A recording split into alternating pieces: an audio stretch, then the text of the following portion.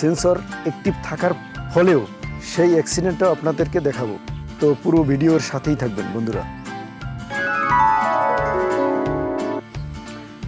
Hello বন্ধুরা, আজকে আপনাদের সামনে এমন একটি বিষয় নিয়ে আলোচনা করব, যাদের ড্রোন আছে কিংবা যারা ভবিষ্যতে ড্রোন ক্রয় করবেন তাদের প্রত্যেকেরই জানা দরকার। যাদের ড্রোন আছে তারা হয়তো এই বিপদে পড়েন নাই কখনো। যদি না পড়ে থাকেন তাহলে অবশ্যই ভিডিওটি দেখে নেবেন। আমি সমস্যায় পড়েছি, তাই আপনাদের কাছে এই সমস্যাটি শেয়ার করতে যাচ্ছি। ড্রোন ব্যবহার করতে করতে যে সমস্যাগুলি ফেস করি সেই সমস্যাগুলি তুলে ধরার চেষ্টা করি আপনাদের মাঝে। তো আজকে যে বিষয়টি নিয়ে আলোচনা করব সেটা হলো ড্রোনের সেন্সরের বিষয়টা নিয়ে।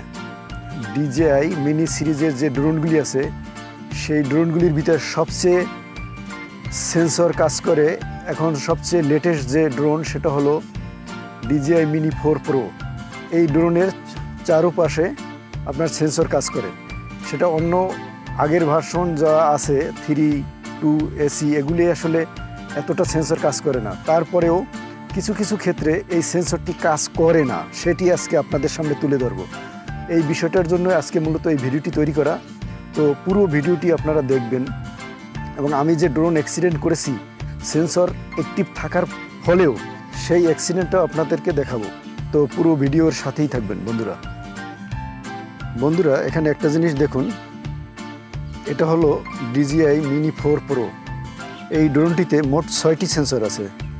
6টি সেন্সরই একত্রে কাজ করে। দেখেন, উপর সাইডে 2টি এবং সামনের সাইডে 2টি আছে এবং নিচে আছে 2টি সেন্সর। এখন এখানে বিষয়টি হলো দেখেন, এই যে টপ সাইডে যে 2টি সেন্সর আছে এই সেন্সর দুটি, যেমন লেফট সাইডে সেন্সর, এটা লেফট সাইড প্লাস উপরের কিছুটা অংশ, উপরের 50% এবং ব্যাক সাইড এটা কভার করে, এবং ব্যাক সাইডের হাফ। এই 2টি সেন্সরই কিন্তু দেখেন উপর সাইড, লেফট, রাইট এবং ব্যাক সাইড, এই 4টা সাইড কিন্তু কভার করতেছে এই উপরের সেন্সর দুটিতে। এবং সামনের যে সেন্সর দুটি আছে, এই দেখেন এই সেন্সরের সামনের যে সেন্সর দুটি আছে, এই 2টি সেন্সর কিন্তু সামনের সাইড এবং লেফট এবং রাইটের কিছু অংশ কভার করতেছে। এবং নিচে যে সেন্সরটি আছে, এই যে এই সেন্সর 2টি সেন্সর একসাথে করা, আর নিচের সেন্সরটি সাধারণত নিচের কাজ করবে, এটাই স্বাভাবিক। আর এই যে 2টি সেন্সরের মতো দেখছেন, এই 2টি আসলে সেন্সরেরও কাজ করে প্লাস ক্যামেরারও কাজ করে। বিশেষ কোনো মুহূর্তে নিচের যখন ফুটেজ নিতে হয় একসাথে, তখন এই 2টি আসলে কাজ করে। এই 2টি দিয়ে আমি এখনও কার্যক্রম করিনি কখনো, কিন্তু কাজ করানো যায় এবং সাদা কালো পিকচার আসে আর কি। তো যাই হোক, আজকে আপনাদের এই সেন্সরের কার্যক্রমটা আজকে দেখাবো কিভাবে কাজ করে, ঠিক আছে, এবং কোন কোন ক্ষেত্রে কাজ করে না সেটাও আজকে আপনাদের দেখাবো। তো বন্ধুরা, আপনাদেরকে আগেই বলেছি পুরো ভিডিওতে সাথেই থাকবেন এবং দেখতে থাকুন সেন্সর কিভাবে কাজ করে, এবং আপনাদের আমার সেই যখন কাজ করেনি কোন ক্ষেত্রে সেই অ্যাক্সিডেন্টটা আপনাদের সামনে তুলে ধরবো, সেটিও আপনাদেরকে দেখাবো। তো দেখতে থাকুন। দেখুন বন্ধুরা,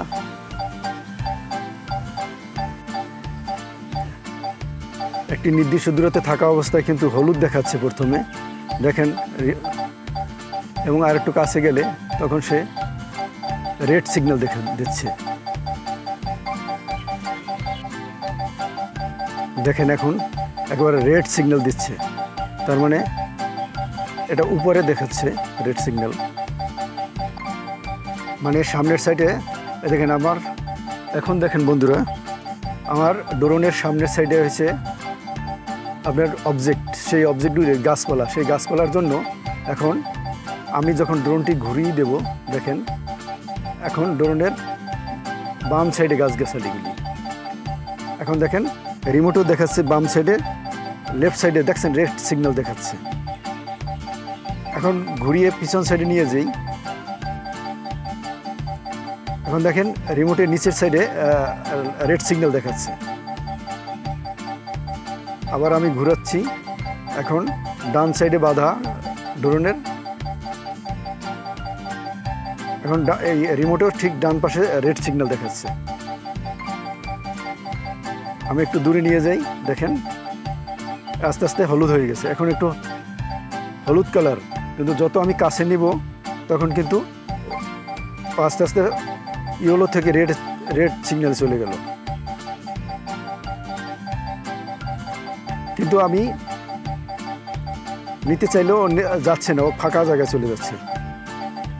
এভাবেই আসলে সেন্সর কাজ করে। আর একটা জিনিস বন্ধুরা, এখানে দেখুন আমার এই যে বাটনটি, এই সুইচটি মূলত নর্মালে আছে। নর্মালে থাকলেও আপনার এখানে সেন্সরের যে অপশনটা, এটা হোয়াইট কালার দেখাচ্ছে, মানে কাজ করতেছে। আবার আমি যদি সিতে নেই, সি মানে সিনেমেটিক মোড, সেখানেও আমার সেন্সর কাজ করতেছে। এই যে সেন্সর যখন কাজ করবে তখন আপনি বুঝবেন এই সিগন্যালটা আপনার হোয়াইট কালার থাকবে। আমি যখন এসে নিয়ে যাব তখন কিন্তু আর কাজ করতেছে না। দেখেন আমি এসে নিয়ে গেছি, তখন কিন্তু সেটা রেড হয়ে আছে, মানে এস হলো স্পোর্টস মোড। আসলে স্পোর্টস মোড কখন দরকার? স্পোর্টস মোডে খুব দ্রুত ড্রোন চলে, আর নর্মাল চলে, আর সিনেমেটিক মোডে একেবারে স্লো চলবে এবং ভালো ভিডিও আসবে আর কি। এটার কাজ। তো এটা আপনারা অবশ্যই খেয়াল করবেন যে স্পোর্টস মোডে কখনো কিন্তু সেন্সর কাজ করবে না। বন্ধুরা, এখানে আরেকটা জিনিস দেখুন, সেটা হলো যদি সন্ধ্যা হয়ে যায়, মানে নাইটে আর কি, কিন্তু সেন্সর কাজ করে না। দেখেন নর্মাল মোডে আছে, উপরে বিলিং করতেছে দেখাচ্ছি, আর উপরে বাম সাইডে এবং ডান সাইডে হয়েছে সেন্সরের যে আইকনটা, সেটা নর্মাল মোডে আছে, তাও সেন্সর কিন্তু এখন রেড সিগন্যাল দিচ্ছে।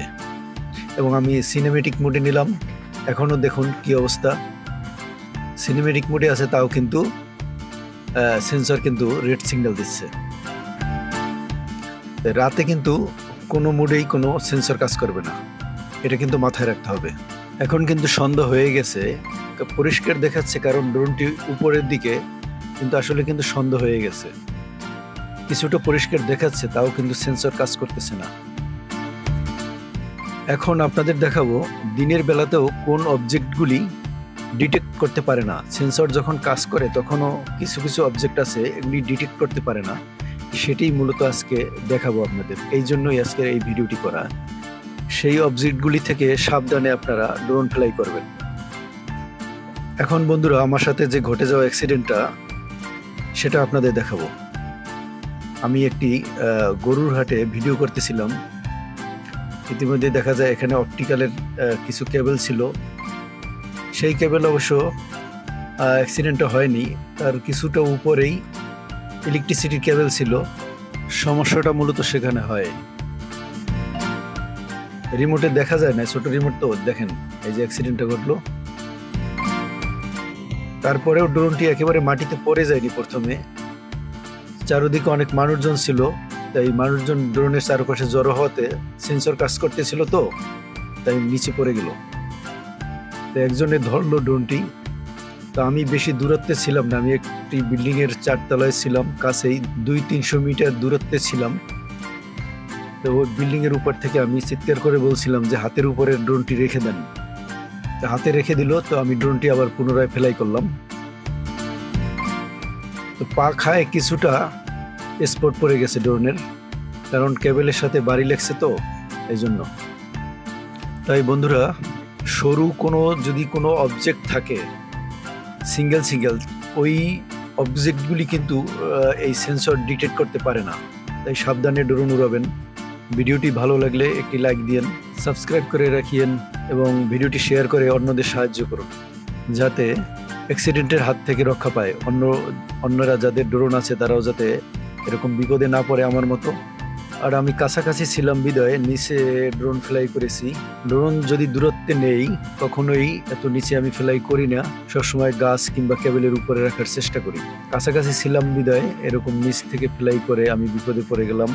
তাই এই অ্যাক্সিডেন্টের পর থেকে আমি আরও সতর্ক হয়ে গেলাম। ভিডিওটি শেষ পর্যন্ত দেখার জন্য আপনাদের অনেক অনেক ধন্যবাদ। ভালো থাকবেন, সুস্থ থাকবেন।